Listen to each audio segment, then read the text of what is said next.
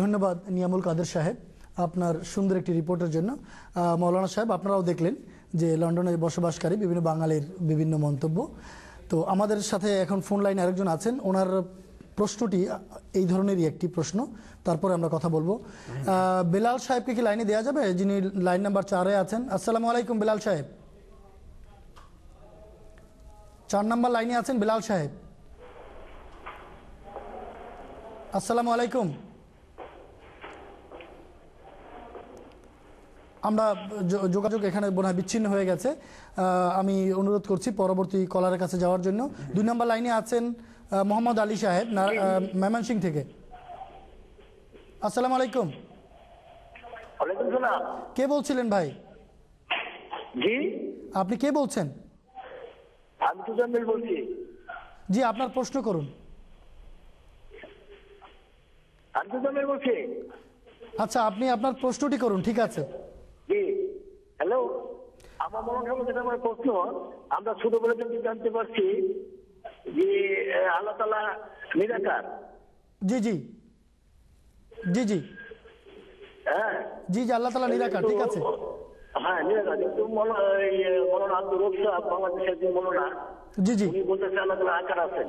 আচ্ছা, ধন্যবাদ ধন্যবাদ ধন্যবাদ ভাই, আপনার প্রশ্নটি পেয়ে গেছি। উনি আমার যতটুকু আমি ধরতে পেরেছি, ওনার নাম মোহাম্মদ আলী, উনি ময়মনসিংহ থেকে প্রশ্ন করেছেন। বলছেন ছোটবেলা থেকে শুনে আসছি আল্লাহ নিরাকার, কিন্তু রুহুল আমিন মৌলানা সাহেব বলছেন যে আল্লাহ নাকি আকার আছে। আমরা পরে যাচ্ছি প্রশ্নে। আপনারা যে ভিডিও রিপোর্টটি দেখলেন, এই ব্যাপারে যদি কোনো কথা বলতে চান, মৌলানা ফিরোজ আলম সাহেব। হ্যাঁ, ভিডিও রিপোর্ট দেখে বেশ কিছু কথা আমার মাথায় আসলো যে এইগুলো সম্পর্কে সামান্য সংক্ষিপ্ত করে কিছু বলা দরকার। আমাদের বিভিন্ন ব্যক্তি যে মন্তব্য করছেন যে আমাদের কাছে কোরআন আছে, হাদিস আছে, রাসূলুল্লাহ শিক্ষা আছে, আমরা এই সব নিয়েই তো একতাবদ্ধ বা ঐক্যবদ্ধ হতে পারি। মুসলমানদের এই কোরআনের মূলেই ঐক্যবদ্ধ হওয়া উচিত।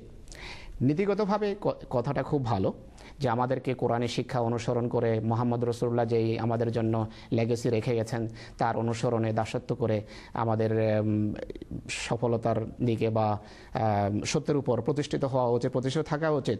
কিন্তু বাস্তব চিত্র সম্পূর্ণভাবে ভিন্ন। আজকে কোরআন এবং হাদিস সবকিছু আমাদের ভিতর থাকা সত্ত্বেও মুসলমানদের দলাদলি ক্রমশ বাড়ছে, হানাহানি বাড়ছে, মুসলমান রাষ্ট্রের উপর আক্রমণ করছে।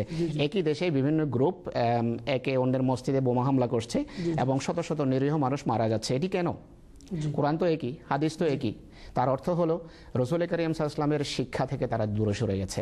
আর এটি থেকে এটিও স্পষ্ট হয় যে শুধু নিজেদের যে বুদ্ধি, মেধা, জ্ঞান যা আছে তার ভিত্তিতে কিন্তু মানুষের আধ্যাত্মিক এবং নৈতিক সংশোধন সম্ভব নয়। এই কারণে রাসূলুল্লাহ বলেছেন যে এই ধরনের দলাদলি যখন বাড়বে তখন আল্লাহর পক্ষ থেকে এক ব্যক্তি আসবে। কোন যুগের মৌলানা, মৌলভী বা আলেমকে রাসূলুল্লাহ এই দায়িত্ব দেননি। কোন আলেম, মৌলানা, মৌলভী এই কাজ করতে পারে না। আধ্যাত্মিক সংশোধনের জন্য আল্লাহ তাআলার পক্ষ থেকে মহাপুরুষ আসা দরকার। রাসূলুল্লাহ এই কথাই বলেছেন। তিনি বলছেন আমার উম্মতের সংশোধনের জন্য ঈসা ইবনে মারইয়াম আসবেন। কোন জায়গায় তাকে মাহদী নাম দিয়েছেন, কোন জায়গায় তাকে রাজুলুম মিন ফারিস নাম দিয়েছেন। তো এই সংশোধন আল্লাহর পক্ষ থেকে প্রেরিত ব্যক্তির মাধ্যমেই হবে। জি জি, ধন্যবাদ আপনাকে। সবাই বুঝতে পারছে যে পৃথিবী অধঃপতনের দিকে যাচ্ছে, ধীরে ধীরে ধ্বংসের অতল গহ্বরে তলিয়ে যাচ্ছে। উদ্ধারকর্তা এসছেন, তার দিকে দৃষ্টি নেই, বরং নিজেরাই নিজেদের মতো করে উদ্ধার পাবার চেষ্টা করছেন, যা আদৌ সম্ভব নয়। ফোন লাইনে আছেন একজন আমাদের আহমদী মেহমান, ফেরদৌস ওয়াহিদ সাহেব। আসসালামু আলাইকুম। আসসালামু আলাইকুম, শুনতে পাচ্ছেন? ফেরদৌস ওয়াহিদ সাহেব, আপনি বলুন। আমার প্রশ্নটা হলো মির্জা গোলাম আহমদ কাদিয়ানী প্রবর্তিত যে আহমদিয়া জামাত যা দেশে প্রচলিত আছে, এই যে প্রচলিত যে জামাত, আমাদের জামাতটা, এটা কোরআন ও হাদিসের আলোকে কতটা যৌক্তিক? প্রথম প্রশ্ন। আর সেকেন্ড প্রশ্ন হচ্ছে আমরা আপনার ওয়াহিদ সাহেব, আমরা আপনার প্রথম প্রশ্নটি নিয়ে আলোচনা করছি আগে, পরে আমরা দ্বিতীয় প্রশ্নে যাব। আপনারা ধরতে পেরেছেন? উনি বলছেন যে আহমদিয়া জামাতের দাবিটা কতটুকু যৌক্তিক। আমার মনে হয় এরকমই কিছু একটা প্রশ্ন করেছেন, আমি ধরতে পারিনি প্রশ্ন। ফিরদৌস ওয়াহিদ সাহেব, আপনার প্রশ্নের সূত্র ধরে আমি বলছি। মৌলানা ফিরোজ আলম সাহেব একটু আগেই আহমদিয়া জামাতের মূল কথাটা হযরত ঈসা আলাইহিসসালামের মৃত্যুর বিষয়টি উপস্থাপন করেছেন এবং কোরআন শরীফের দলিলেও অকাট্যভাবে এবং হযরত মুহাম্মদ সাল্লাল্লাহু আলাইহি ওয়াসাল্লামের সাহাবীদের বরাতে, হাদিস শরীফ সহিহ হাদিসের বরাতে একেবারে প্রথম ইজমার কথা উল্লেখ করেছেন। সমস্ত নবী রসুল্লাহ সাল্লাল্লাহু আলাইহি ওয়াসাল্লামের আগে মারা গেছেন, তাই রসুল্লাহ সাল্লাল্লাহু আলাইহি ওয়াসাল্লামও মারা গেছেন, অতএব ঈসা মারা গেছেন। যেই মুহূর্তে ঈসা মারা যান সেই মুহূর্তে একটা খাঁটি মুসলমানের মনে প্রশ্ন জাগে, তাহলে পরের ঈসা কে, যার কথা মহানবী বিশ্বনবী হযরত মুহাম্মদ মুস্তাফা সাল্লাল্লাহু আলাইহি ওয়াসাল্লাম বলে গেলেন। কোরআন শরীফের পরে আমরা যাচাই করব রাসূলুল্লাহ সাল্লাল্লাহু আলাইহি ওয়াসাল্লামের কথাকে। তিনি বলে গেছেন ওয়ালাল মাহদিয়্যু ইল্লা ঈসা ইবনে মারইয়ামা, যিনি মাহদি তিনি ঈসা ইবনে মারইয়াম।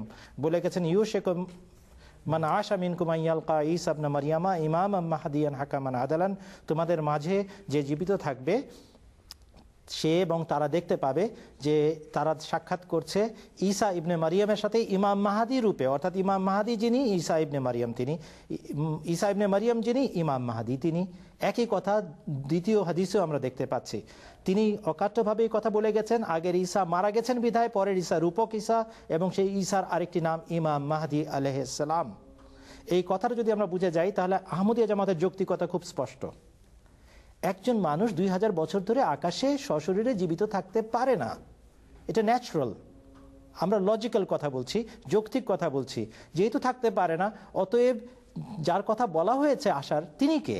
রূপক ঈসা, তার গুণান্বিত ঈসা, তার রূপে রূপান্তরিত ঈসা, তার মতো যুগে তার মতো দায়িত্ব নিয়ে যিনি আসবেন তাকে ঈসা নাম দেওয়া হয়েছে।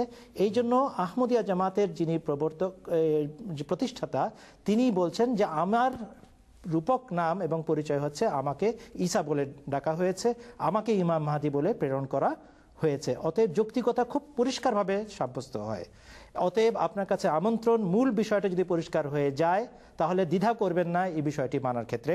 আমি একটা বাক্য শুধু বলতে চাচ্ছি, হযরত আকদাস মসিহে মাউদ ইমাম মাহদি আলাইহিস সালাম বলেছেন হামারে দাवे की जड़ ঈসা की वफात है। আমাদের দাবির মূল ভিত্তি হচ্ছে হযরত ঈসা আলাইহিস সালামের মৃত্যু। লেকচার সিয়ালকোট শেষের দিক। অতএব যদি আহমদিয়া জামাতকে চ্যালেঞ্জ করতে চান, যে কোনো ব্যক্তি আহমদিয়া জামাতের সত্যাসত্য যাচাই করতে চান, তাকে ঈসা আলাইহিস সালাতু ওয়াস সালামের জীবন মৃত্যু বিতর্কটা ভালো করে সমাধান করে আসতে হবে। যদি আমরা, আল্লাহ না করুন, যদি আমরা ভণ্ড হয়ে থাকি, একটা জিনিসে প্রমাণ করে দিবে, ঈসা আলাইহিস সালামকে জীবিত প্রমাণ করে দেন, তাকে নামাতে হবে না। কোরআনের আলোকে জীবিত প্রমাণ করে দেন, হাদিসের আলোকে জীবিত প্রমাণ করে দেন, জয়ীফ হাদিসের আলোকে জীবিত প্রমাণ করে দেন, আমাদের জামাত ভণ্ড, মিথ্যাবাদী এবং আমাদের পক্ষ থেকে জরিমানা আদায় হবে, সমস্ত বইপত্র পুড়িয়ে দেওয়া হবে। হযরত মসিহ মাউদ আলাইহিস সালাম এই কথাই বলে গেছেন। আপনাকে ধন্যবাদ। এখানে আরেকটা কথা আমি বলতে চাই যে আজকাল অনেক কোনো আলেম এরকম আছেন, নির্দিষ্ট নামও আমার মাথায় আসছে কিন্তু বলতে চাই না, তিনি টেলিভিশনে এসে বলছেন, উনি বা ওনার সাগরে, যে আমাদের শিক্ষক আমাদেরকে যখন পাকিস্তানের কোনো মাদ্রাসায় পড়িয়েছেন উনি বলেছেন যে আহমদীদের সাথে ঈসার মৃত্যু নিয়ে আলাপ করবা না, কারণ জানে যে এই বিষয়ে তাদের কাছে কোনো যুক্তি নেই, আর ঈসার মৃত্যুকে কোনোভাবে খাটো করে দেখার সুযোগ নেই, আর ঈসা আলাইহিস সালামের আগমনকে কোনোভাবে সামান্য বিষয় মনে করা যাবে না। কেননা রাসূলুল্লাহ ইসলামের জীবনকে ঈসার আগমনের সাথে সম্পর্কযুক্ত করেছেন।